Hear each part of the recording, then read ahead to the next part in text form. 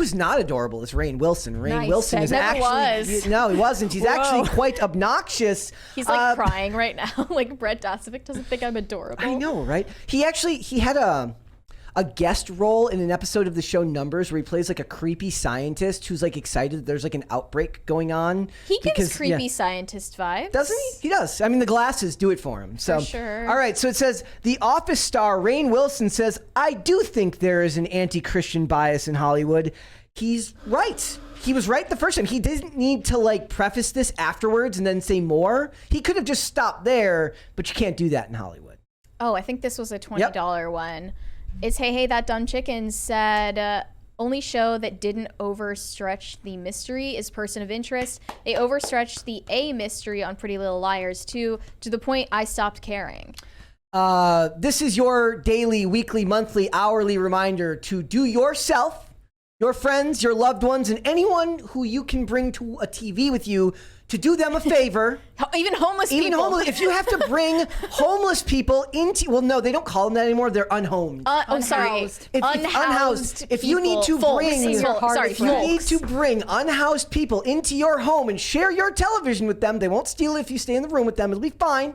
And show them Person of Interest. You are doing them, your family, your friends, your loved ones, and yourself a favor by sharing the joy of that television show with everyone. Do you remember that? Sorry, this is unrelated, but do you remember when someone posted that meme that was like, I just bought a TV off of Craigslist and the only thing it will turn on is like a Burger King menu? Yep.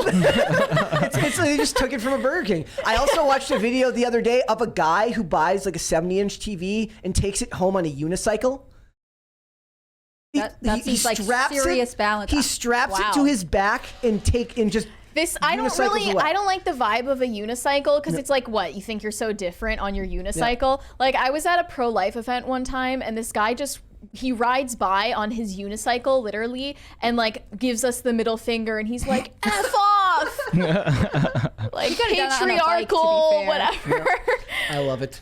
It's giving Reddit. But anyway, Rainn Wilson. All right, here's his tweet. Yeah. He said, I do think there's an anti-Christian bias in Hollywood. As soon as the David character in The Last of Us started reading from the Bible, I knew that he was going to be a horrific villain. Mm-hmm. Could there be a Bible-reading preacher on a show who is actually loving and kind? No, not this year. There was a preacher character on The Walking Dead, actually, who they did in a fairly nuanced way, and his like faith was portrayed as like very sincerely held, but they also showed, of course, like the ways that living in this post-apocalyptic world made him waver in his faith and question it. That's not a bad story on its face. No, it's not at all. That's a good idea. But it's like if you show a preacher and then that automatically means he has to be a sinister, dangerous person, that's obviously showing some bias. The Daredevil has priests and religion. Catholicism is a huge plotline for the Daredevil series because Matt Murdock is a Catholic, so that's a very big aspect of that story. That's very, very good. Like I can think of some examples off the top of my head where they call religion into question. There's a very particular example of an episode of Criminal Minds where Derek Morgan has a very big problem with religion because he was abused by a priest when he was younger, that the character was, right? And this episode is basically this priest that he's dealing with on this case is trying to help him find his way back to God in a way that they don't portray as awful. It's done actually quite well, but of course they already got their jabs in by making his past with a priest in his when his childhood being abusive towards him. But in that episode, it ends up being about cannibalism. What? Oddly enough, back at cannibalism so hot right now in Hollywood. Yeah. This was back in, it was actually Jamie Kennedy. Well, thank you. Who plays a guy named Floyd Phelan. It's creepy. How's that sound over there? I actually can't hear it very well. Crashing. There's an amazing meme that Dane posted this weekend. It says, it's a picture of Pedro Pascal smiling really, really wide in a car as he's driving away. And he says, Brett, every time he blows my eardrums out with a new Crisis Party Hey, sound. I mean, at least it's not coming through the headphones. Well, yeah, it would be way worse if it was coming through the headphones. I would quit. Well, that episode of The Last of Us was also about cannibalism. And I think that Christians, for obvious reasons, have been associated with cannibalism since the dawn of the religion. Yeah. And that's like a very antiquated stereotype, I think, to still be harping on in 2023. Like, it's literally been thousands of years since this stereotype that Christians are cannibals has been What about the invented. Eucharist? I also think well, that's why they were rumored to be cannibals, Right. because of the Eucharist. beating up Catholics for sex abuse scandals, like, it's worth calling out institutions that put children in danger, right? But no one makes fun of, extremist Mormons. No one calls out Orthodox Jewish communities. How about public South Park school does. teachers? Or Hasidic, No, they call the public school teachers heroes. Right. I mean, I think that there's all kinds of abusive structures or examples of people who are trusted members of communities, especially religious communities that are not necessarily Christian, abusing children or minors who are put into their care. I think it's interesting that there is only one avenue under which we can explore this and beat it up, which is Christianity, but specifically Catholicism. Yeah. Dancing TikTok nurses that steal your wallet when you die. Like, remember that one? The lady who she stole money out of a dead person's wallet and then used it on used it on a vending machine. I remember they did a storyline. She admitted it, like, yeah. on Well, TikTok? they caught her on security camera. Well, of course. But yeah, like it's like, well, I can imagine like in the vapid world we live in nowadays, actually them believing that it's okay to use the excuse. Well, they're not using it anymore. It's like how to earn your way into hell immediately with one action. Yep. So he after he probably got some support for this from people that he fundamentally doesn't like, Rainn Wilson then had to reel his comment back by making fun of Fox News. They published an article about his tweet, and then he followed it up and he said, "Here's a couple of funny things about the anti-Christian bias in Hollywood. My opinion tweet was picked up as front page news by Fox News. Talk about bias. An organization created as a corporate shill to create division solely for profit based on culture war outrage. Print that." Oh, take that, you incels. He could drop Fox News and put in HuffPost or CNN. Yeah. Literally any news any outlet. news organization ever. But that's expecting him to be like aware of the world. I don't even think he He's an wrote this. I think his actor. publicist wrote it. Yeah. He said, "Also, I'm not even a Christian." He isn't. Well, though. we didn't think that you were. Of course, it's true that the evangelical political coalition is doing a great deal of damage to our country, banning books, banning freedoms, denying inconvenient science, taking a grotesque anti-LGBTQ plus platform. By banning books, they mean pornography for children, basically. It's just so bigoted and ostensibly the backwards. left that is trying to ban books and abridge books because they're inconvenient. Because I was at Walmart sensitivities. looking at Dr. Seuss books this weekend, and I Googled like which 6 books are banned, and I couldn't find them. And I was trying to I was like, maybe this is my last chance. Because if They're you gone. like Aldous Huxley, you're an alt-right Yahtzee who's Yahtzee. What a fantastic term. Thank you. yes. or Joseph Conrad. Or Or C.S. Lewis. C.S. Lewis was on that list Scott too. Fitzgerald. And George Orwell. Those were the main names on there for the books that if you like, you might be a little bit suspicious to the UK government. Wow. But that's just fine for Rainn Wilson as long as you're not banning books that have really disgusting images in not libraries, but libraries at schools, which they never seem to articulate when they make those complaints, nor do they ever articulate when they talk about this stance, LGBTQ stance, they refuse to admit that it has to do with children and not to do with adults. Right, exactly. Well, he's just touting the lines that you're supposed to say if you're an establishment celebrity. I guarantee you, like you said, you think his publicist wrote this. Like he probably got like a frantic text from his publicist. Well, he ended it like this. He said, "Most Christians that I know are kind, accepting, and loving, and seeking to make the world a better place.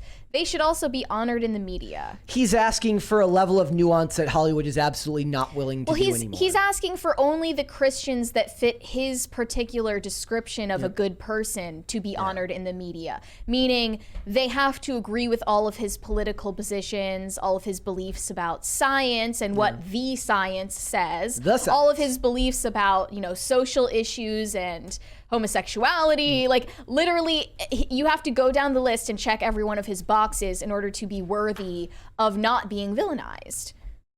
It's so I don't really see this as a sincere gesture of like unity or him standing up for people that are unfairly maligned. I do think it's kind of dumb that like Fox News picked it up as some like, look at this crazy. They're the worst. Like, they get a little bit desperate for like they get validation. One crumb of validation from Hollywood. Here we go, team. Like if it was him and everyone he worked with on a movie, like if it was an actor who said, I got this script, I feel uncomfortable with it, it's very anti-Christian. I'm not a Christian, but I feel like, if it was a bigger gesture than just like one-off tweet, like maybe let's turn it into something, but come on, Fox News, chill out. Fox gets very desperate for like, look at this person who made this like sensible post. Right. And they're so clearly on our side. Yeah. And the thing is, you just never know who's going to be like, no, I'm doubling down and I agree with it. And the story is going to be bigger. So I understand the instinct to be the first to report it. It's just like, calm down. Not everyone can be Candace Cameron Bure. Not everybody. Do you remember the episode of House where they have the priest that gets transferred from parish to parish because he was accused of stuff with a kid, and then they find out at the end the kid lied about it basically, and the priest didn't out him and like basically accepted it as what was happening as God's will. With Jimmy Simpson, from the actor Jimmy Simpson, like incredible episode that because it starts off the way you'd expect most anti-Christian Hollywood stories to go, and then actually takes a surprising turn the other direction. I actually like the way House talked about religion because they presented Christianity in a couple different contexts. I can think of that episode. There was another one where there was like a young teenager who was like a faith healer, and he was actually apparently giving out like STDs, and that's what like cured one cancer patient. It was super weird. But also the blonde Australian doctor like left ministry to become a doctor. Like it came up a lot, and especially in the idea of hospital and faith and prayer. Like I think this show, even though obviously Greg House is like religion's dumb or whatever else, like it had it wasn't just one-off episode. He does have the intense annoyance at people who have faith, because he says, I never understood why people think it's something to be proud of to believe in something with no evidence at all. And that really irks him, because he's so but he's also not a likable protagonist, and that was at a time when Hollywood had the sophistication to use unlikable protagonists I mentioned that to in a write tweet. more complex stories. Now, if you wanted to have an unlikable protagonist, you'd probably make him Christian. Yeah. And I just saw this tweet from Brittany Martinez of EV Magazine, by the way. And I didn't make this connection, but she said that David in the video game was not a pastor. No. So I remembered him being religious, though. Like, I thought that was an aspect of it, but maybe, they did decide to, like, make that change. Yep. I knew it was the same thing when they introduced Bill as a libertarian, though. Like, when they portray this guy who is, a prepper, and he is a gun owner, and he believes in freedom, they're like, we're gonna, throw you for a loop. Yeah. Guess what? He's gay.